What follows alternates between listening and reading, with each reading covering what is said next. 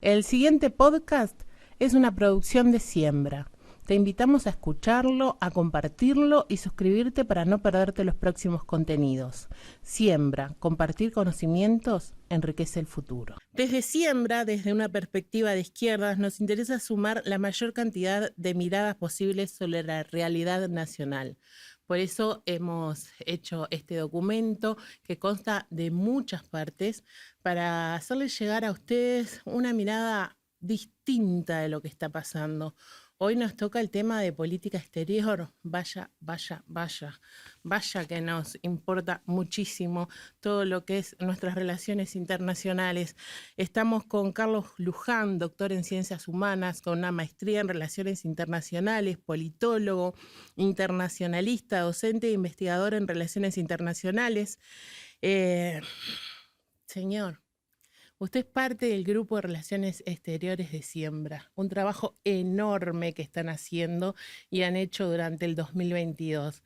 ¿Qué nos puede decir de todo en estos 3 años lo que ha sucedido con nuestras relaciones internacionales o exteriores? No sé cómo está bien decirlo. Puedes decirlo de ambas formas. Creo que lo más importante que tú planteabas, Fernanda, es que esto no es una reflexión solo personal, sino que es un trabajo colectivo de muchas compañeras y compañeros de izquierda que estamos pensando la inserción internacional de Uruguay en el mundo, en esa clave, que es una clave de pensar el Uruguay desde la región, no contra la región, sino desde la región y hacia el mundo. ¿Sí? Entonces, las preguntas que nos tenemos que hacer es, bueno, todo lo que se ha hecho en materia de política internacional, ¿cuánto ha redundado en el bienestar de las uruguayas y los uruguayos?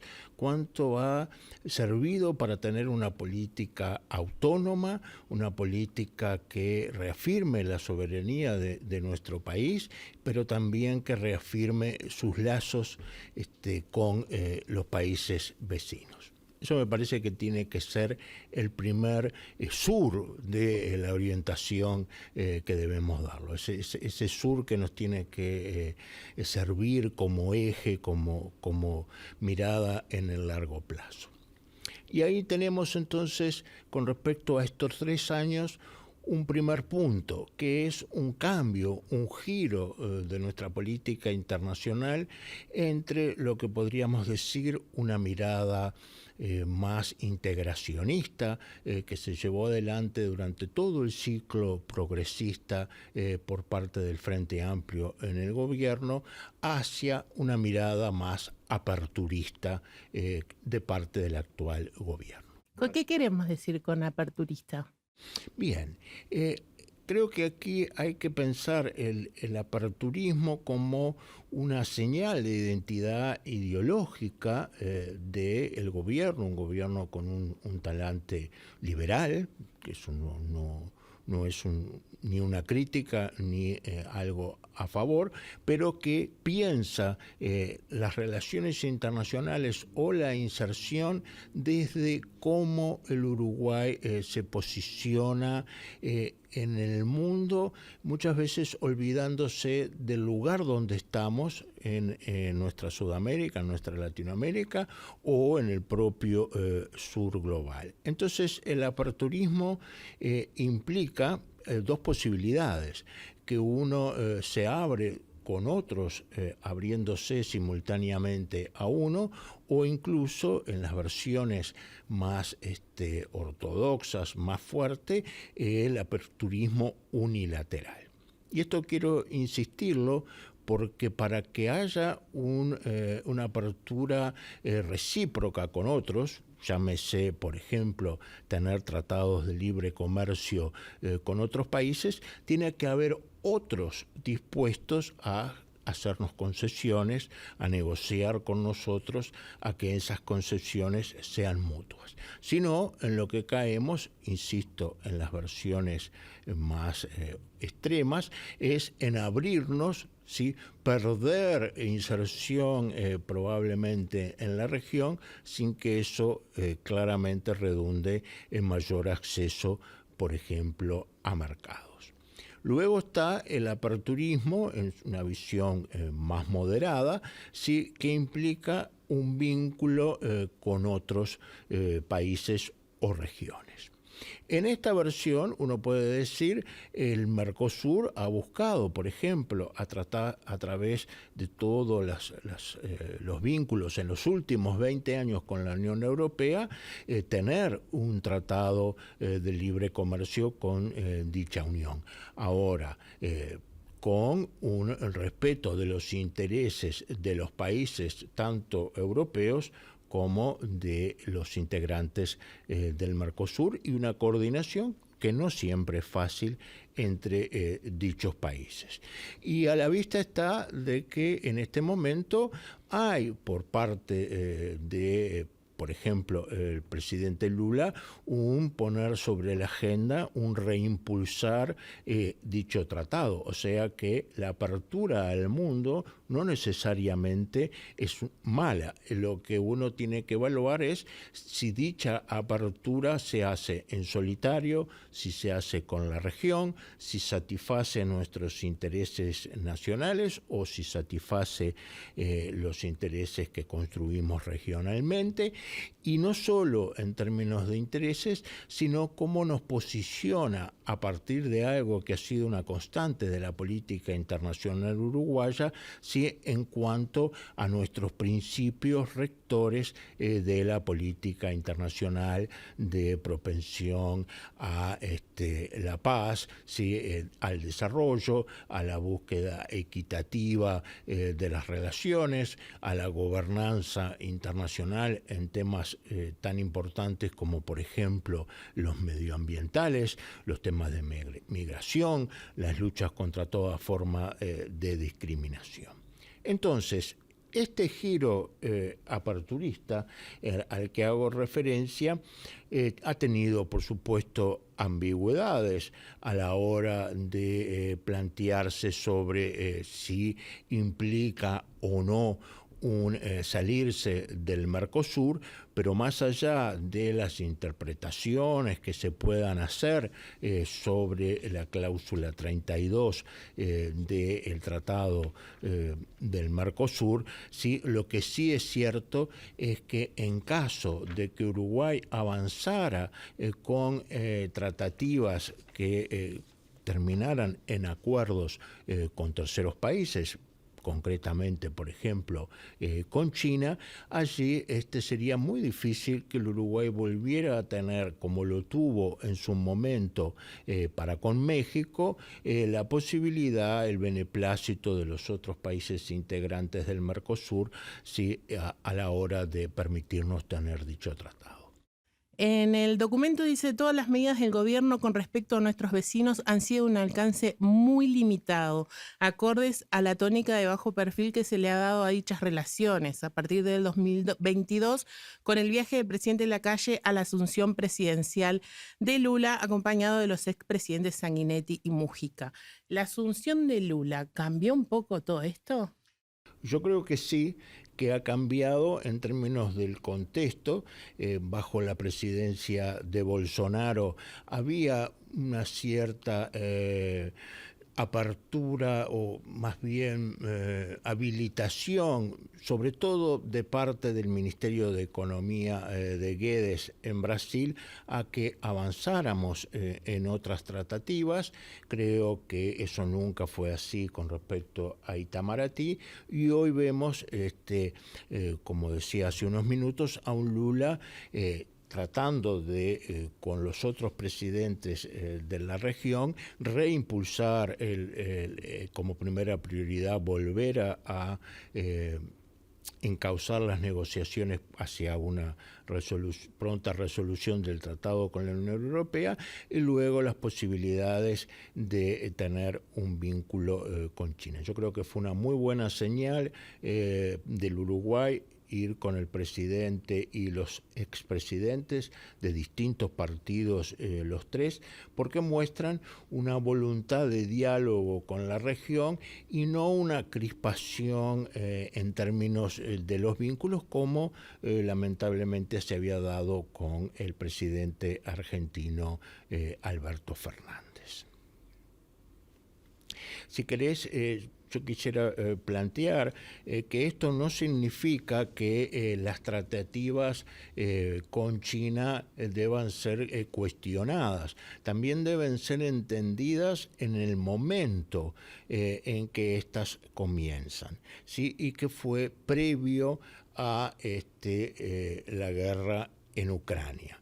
¿Sí? O sea, lo que quiero decir con esto es que comenzamos una serie de tratativas con China que ya venían del anterior gobierno bajo la segunda presidencia de Tabaré Vázquez.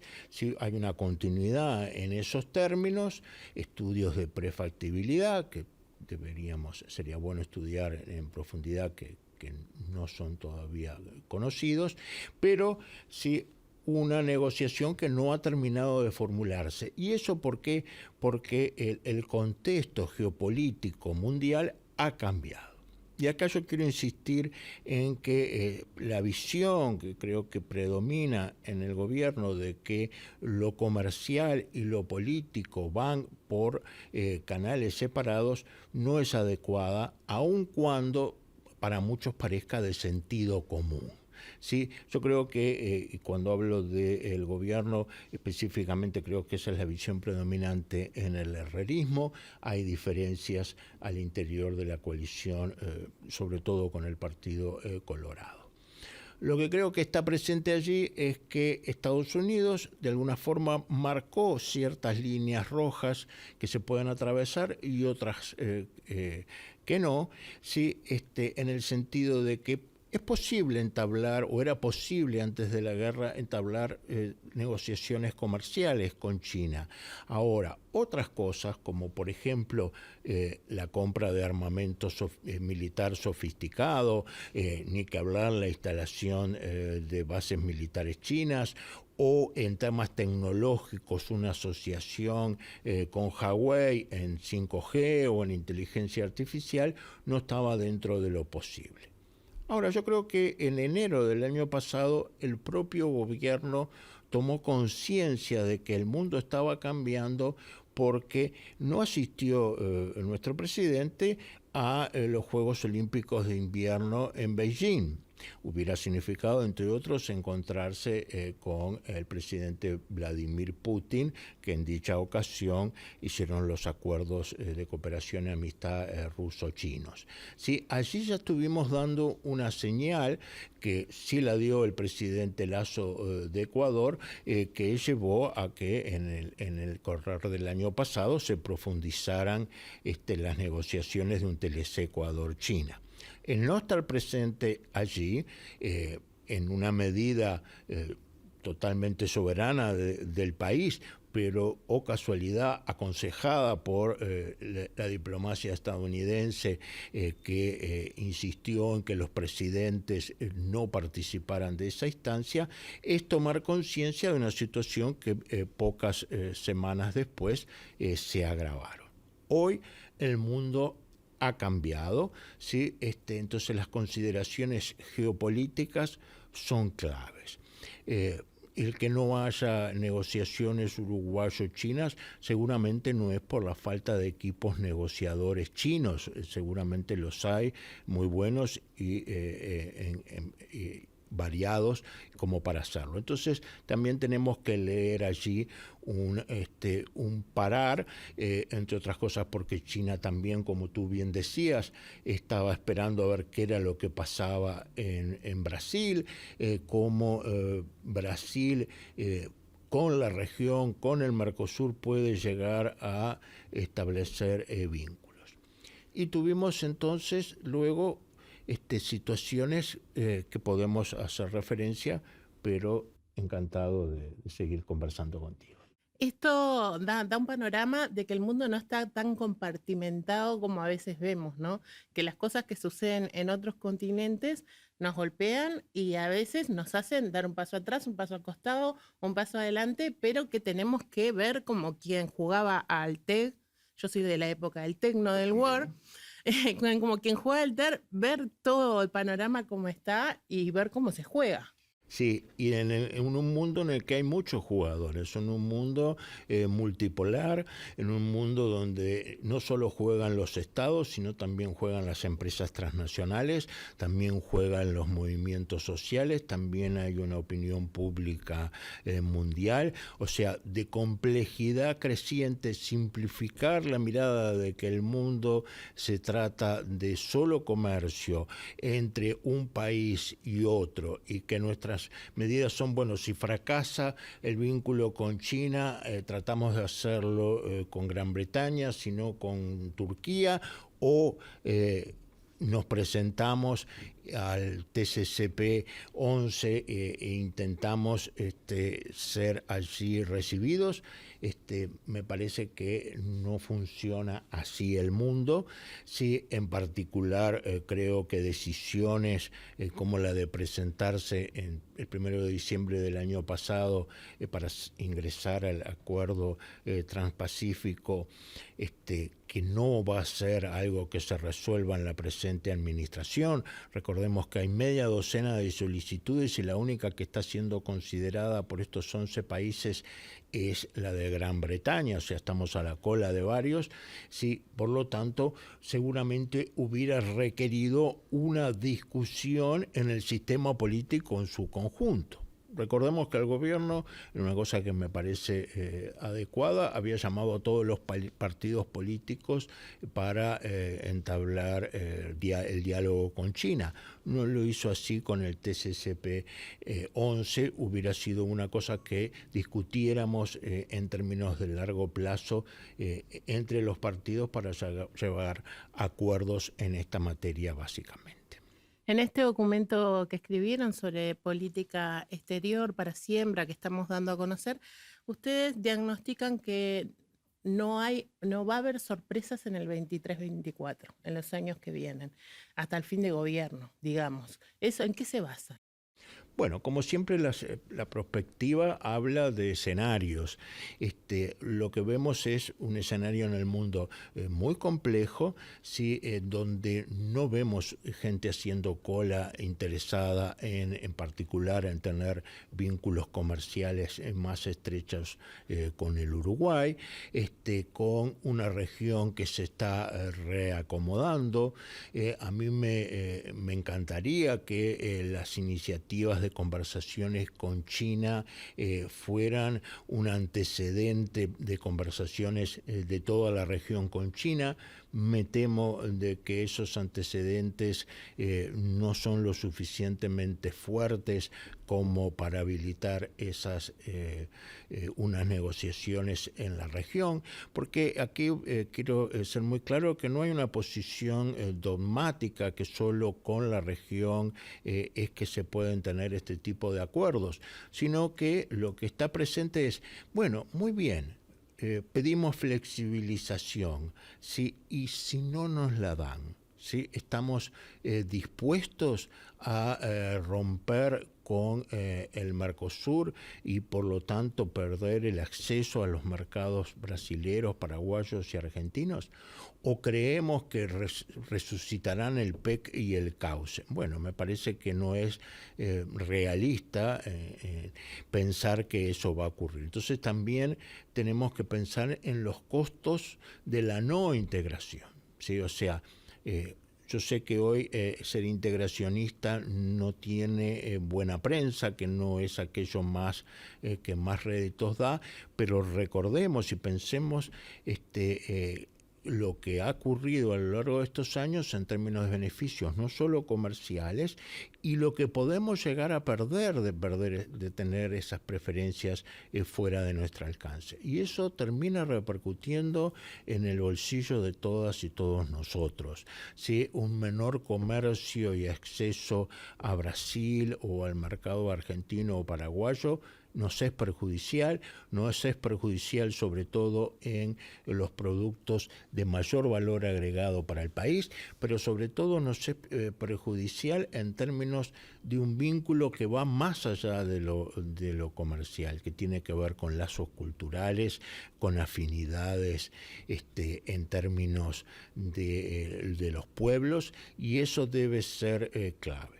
Entonces, Nuevamente, la pregunta es cómo beneficiamos en términos de bienestar a la población.